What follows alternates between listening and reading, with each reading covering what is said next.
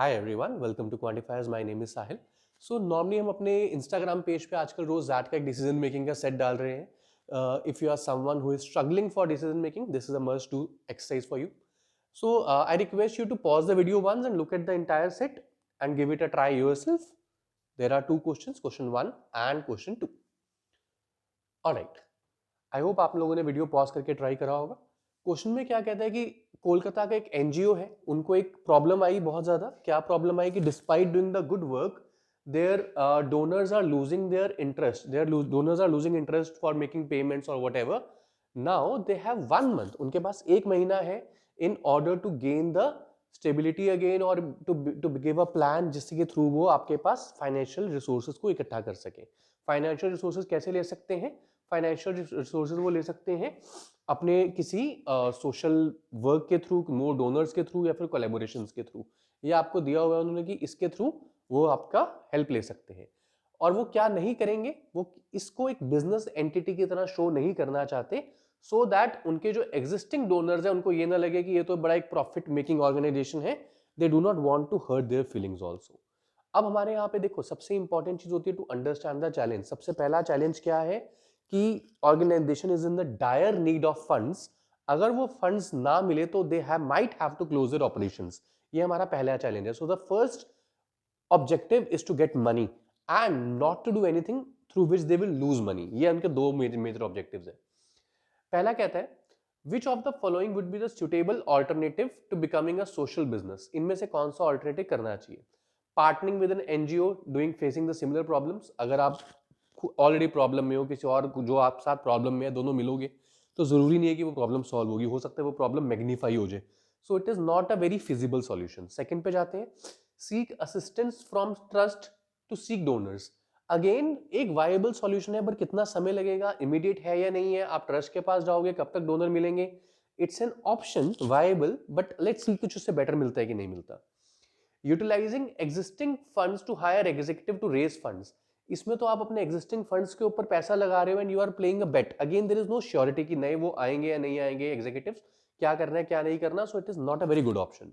Fourth है limit operation to cut expenses. हम assume कर रहे हैं कि क्योंकि वो इतनी बुरी हालत में है, they are already strict on their expensive. Yes, they can cut it short, but it will not bring more money. It will not bring more money. ये हमारा सबसे एक इंपॉर्टेंट चीज है, right.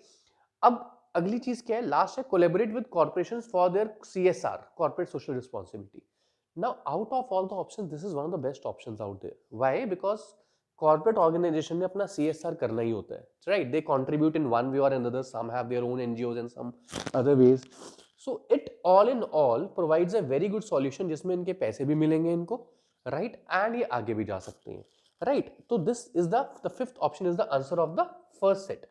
Quite justified, right? This is something they should try. Now the second one is very good. It has a lot of close options also.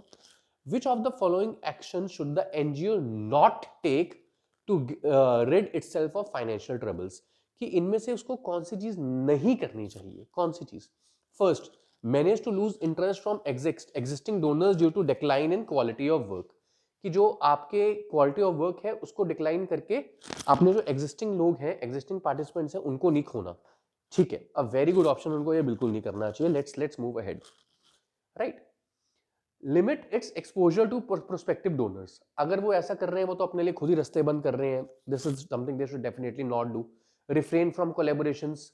No, they should collaborate rather.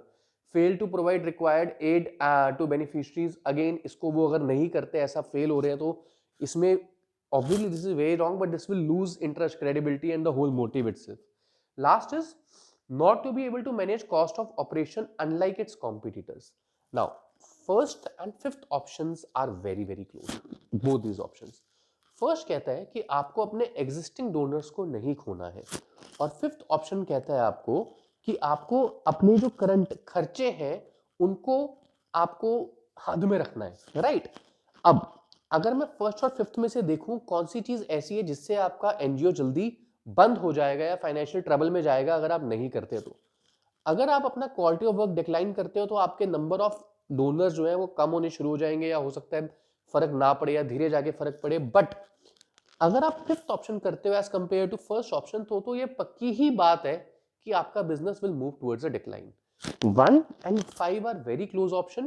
1 gives you a lot of promise कि ऐसा करने से ये हो सकता है, आपको नहीं लूज इंटरेस्ट नहीं करना है, लूज होने से ये होएगा, लेकिन इसके क्या कॉन्सिक्वेंसेज होंगे, वार्निंग्स आएंगी, क्या होगा ये मेंशन नहीं है, आप एज्यूम नहीं कर सकते. लेकिन fifth as compared to 1 give you a very clear idea that if they are not able to manage cost unlike their competitors, they are going to run out of business. So out of 1 and fifth one takes the edge. Right, so these are the two answers of these questions. I hope these two questions bring some clarity to you. In order to join our ZAT course, you just have to purchase our test series from quantifiers.in and you can enroll yourself. Test series के साथ पूरा course free है. I hope this video helps you. All the best.